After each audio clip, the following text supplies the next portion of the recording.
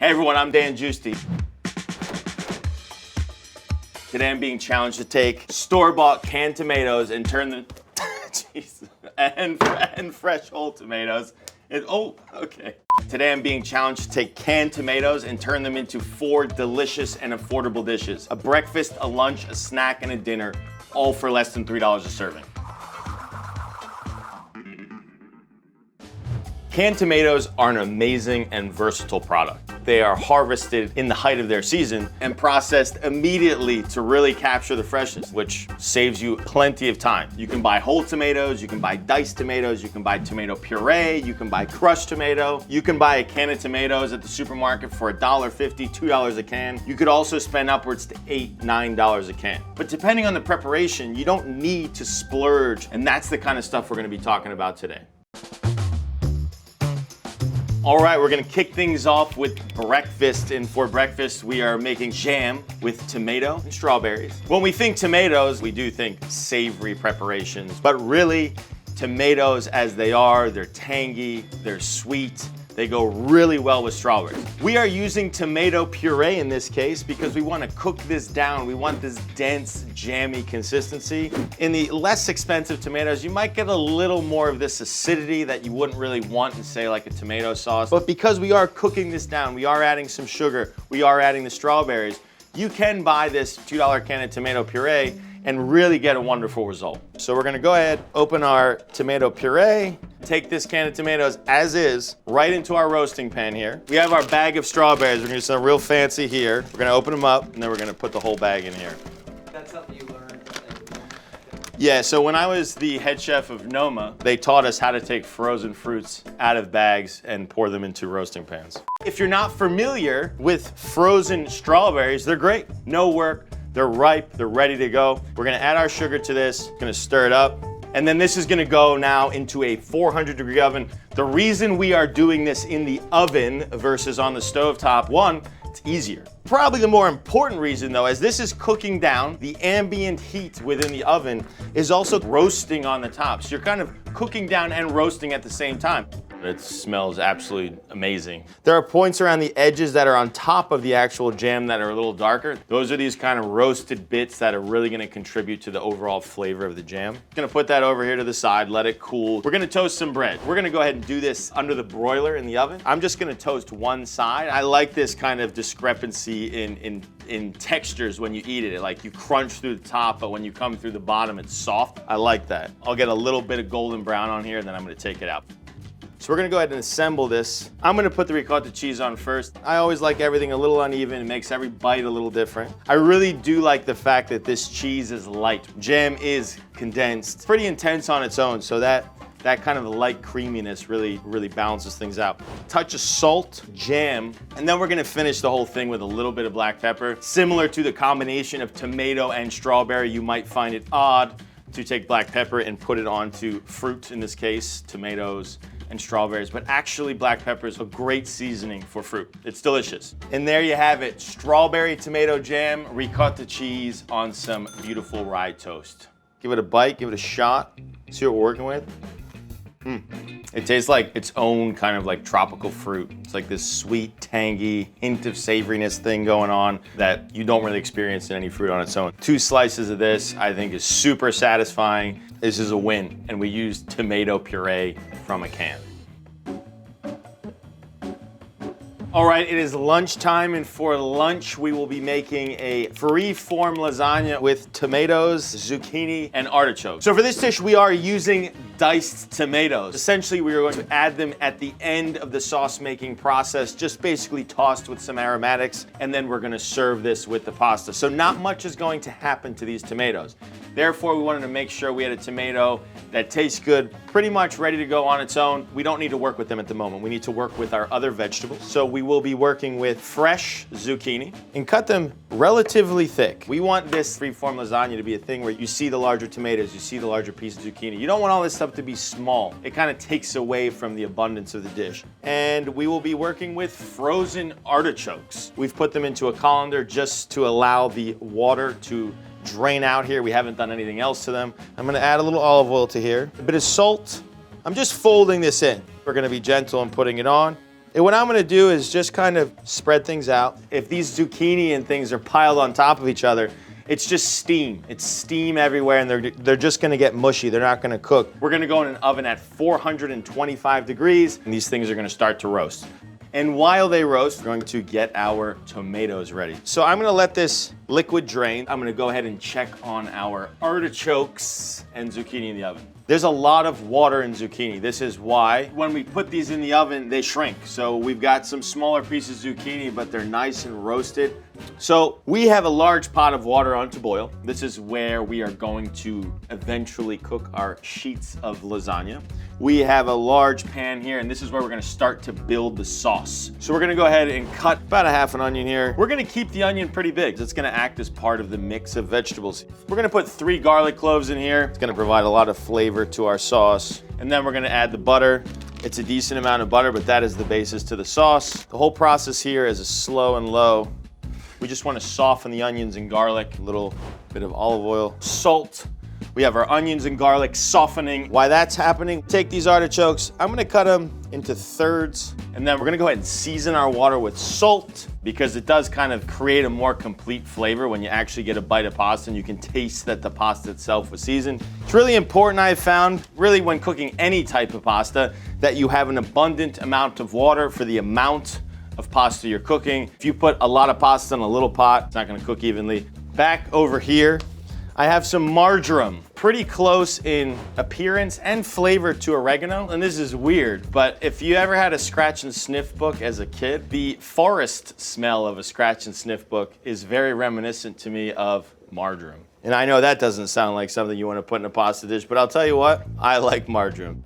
Now the key to using pasta water as part of a sauce, you want the water out of this pot basically right before you're about to drain the pasta. The longer the pasta cooks in the water, the more starch will come into the water. That will create more of a sauce consistency that we want. Right before we go ahead and put the pasta in here, we're actually gonna add the vegetables just to warm them up. This is coming to a simmer here. I'm gonna turn it off. Sheets of lasagna in. We're gonna go ahead and add our marjoram in now. Be real careful and just kind of mix this around as to trying to keep the pasta as intact as possible. It's important when you make pasta dishes that you don't just make them and then serve them right away. What happens is the hot pasta continues to suck in the sauce. So just give it a second to cool down. I'm gonna add a little pepper in here too.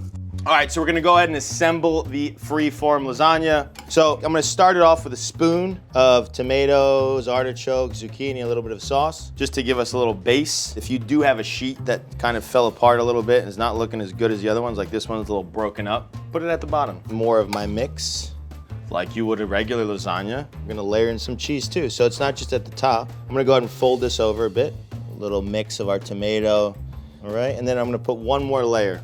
It's getting a little high, I won't lie.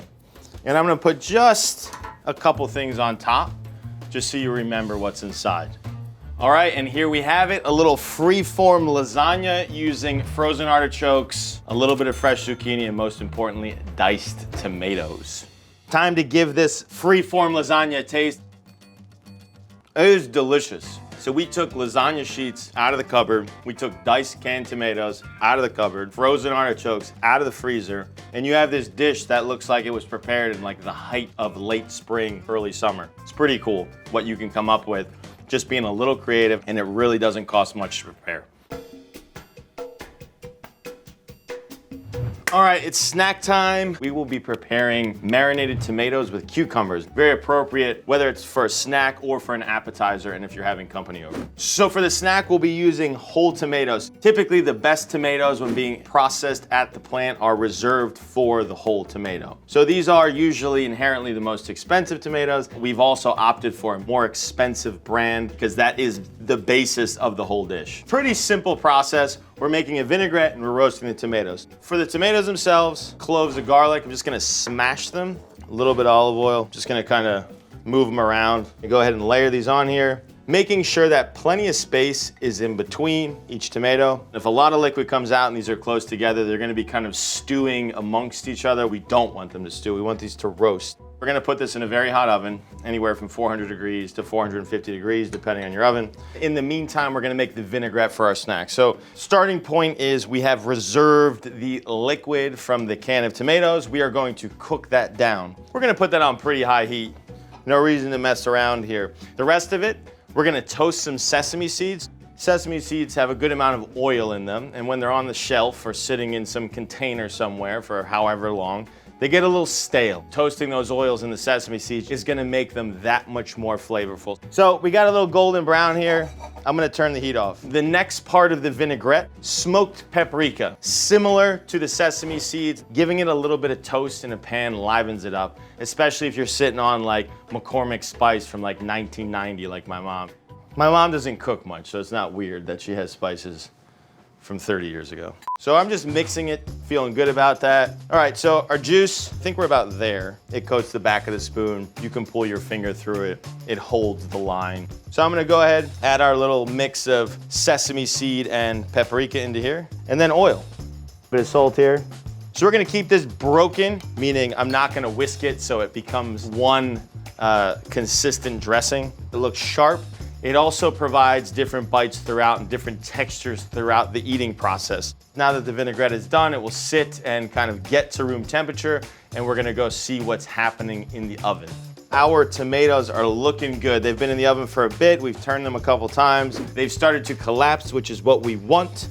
We are gonna use our old school trusty spatula to kind of help them along a little bit more. So we're gonna smash them a bit. Some more juice might come out of them at this point. And then we're gonna throw them back in the oven to dry them in even more, create more flavor and intensify everything. They've been in the oven for 45 minutes and they're looking good. They have kind of a meaty texture to them, and that's what we want. It becomes this kind of substantial bite. I like the idea of kind of cutting them into strips. I'm gonna marinate the tomatoes. I'm trying not to completely cover the tomatoes so you can see some of the roastedness. Cut my cucumbers. There's a slab. I think that qualifies as a slab. What do we think here? Slab. Just want to make sure we're on the same page. Sometimes I like to say it, slab, just to make sure I'm doing it right. Slab. Put these on here. Sometimes it's nice if there's a natural curve of whatever you're plating. Follow it to a certain extent, keep it natural looking. All right, and there you have it. We got some roasted canned plum tomatoes, marinated in a vinaigrette made from the juice of those canned tomatoes, served with a bit of fresh cucumber. We're gonna take our large, nice piece of cucumber here, take a piece of your tomato that's been marinated. It's right on. You taste the cool cucumber, you get this meaty tomato that's intense, you get some of the smokiness from the paprika, and then this nuttiness from the toasted sesame seeds. And just the combination of everything together makes for this really unique and delicious snack. It is dinner time, and for dinner we're going to be highlighting what is a pretty traditional tomato sauce preparation. And for that we're gonna be using some crushed tomatoes. I think they make the best sauce because of the texture. The way it's processed, it's kind of broken. It creates for a lighter consistency, and that's really what we want. We don't want this thick thing. So I'm gonna go ahead and open this up. This can of tomatoes is on the cheaper side. As I'm rotating this thing, nothing's happening. Crushed tomatoes we've used here on the cheaper side because I think we can get away with it. Because we are cooking it over time and because we are cooking it with the ribs, I do feel like we can end up with something that's super delicious nonetheless. But the first step of the process is we're going to sear our ribs. Country style pork ribs. They're very inexpensive. You can see they're very substantial in their size. So salt and pepper, I'm gonna season them pretty healthy. And the point of searing them beforehand, there's a lot of fat on these. Some of that fat will render off. While that's happening, I'm just gonna prepare the aromatics for the sauce. The onion we will cut just kind of like a dice, but we're gonna keep the carrot and celery in larger chunks. At the end of the cooking process, you basically remove the carrot and onion from the sauce itself. The flavor of the carrot and onion gets in there. I'm gonna go ahead and check this now. Yeah, that's kind of what we're looking for. So we're gonna go ahead and turn all these. Keep that going, let them caramelize. We're gonna go ahead and cut the onion. So celery. I always eat a piece of celery, I don't know why. Peel our carrot quickly, just keep it in large chunks. So we're gonna take these pork chops out because we want to soften the onions, season the onions a little bit to draw out the moisture. This isn't even on the heat right now. This is just residual heat happening. So I'm gonna actually turn it on here, lower burner. So once this softens just a little bit, I'm gonna go ahead and add the pork chops back. All that flavor that you developed on the outside of this pork is gonna end up in the sauce. All this juice, just put it in here too. All right, celery, carrots, crushed tomato. So I'm adding about a half can of water here. Since one, we're gonna clean the rest of the residual tomato out of here. But also too, this tomato that's in here is thick right now. So at this point, if this cooked down any further, you'd have like a paste. So we want a sauce. All right, so sauce is where we want it. We will now get cracking on some polenta. We've opted to spend a little more money on instant polenta to save us a little bit of time. Cooks in about 5 minutes. To make regular polenta, this would happen for maybe 35, 40 minutes. So our water's at a boil. I'm only using a half cup of polenta, but we're also using 4 times the amount of water to cook it. This is gonna grow a lot. So once you've whisked it to the point where you don't have any lumps, we're gonna turn the heat down very low, and we're just gonna get a spoon, and you're just gonna stir it. I'm gonna season it with a little bit of salt. It's more or less ready to go. We're gonna give a check to the old sauce. It's been simmering away. I'm just gonna take a second to flip the ribs, just to ensure that they're cooking evenly. So we're gonna add parsley to the dish. Similar to the carrots and celery, we will be removing this. It's just building into the flavor. The sauce has been cooking now for about 45 minutes. We're pretty much there. So we're gonna add basil leaves, something to be taken out at the end. I'm gonna cook this for like another minute, basically. We're gonna take out the parsley, the basil, the carrot. I'm looking for another piece of celery. It's exhilarating. And we're gonna go ahead and plate this. Now this is gonna be fluid, so we don't wanna put too much because it's gonna flow out. I'm gonna use my plate here to kind of spread it out. You see, polenta's no joke. I'm gonna put a little bit of sauce. I'm gonna try to find my nicest piece of pork. A little grated Parmesan cheese for the win, you know? Pepper, because I like pepper. And there we go. Country style pork ribs, tomato sauce and polenta, tomato sauce made with crushed tomatoes. We're gonna give it a taste. Yes. Being very serious here. This is so tasty. We put some meat, we put a few vegetables and some crushed tomatoes in a pot. We cooked it for an hour, really didn't touch it much at all, and it is delicious. There's a lot of really cool ways to use canned tomatoes. They're a great, versatile product. And there's no question there are a lot of different varieties with a lot of different qualities, and for that reason, the price ranges quite a bit. That being said, if you know what you're gonna be making when you go to the grocery store, you can go there with confidence and decide when to spend money and when to save.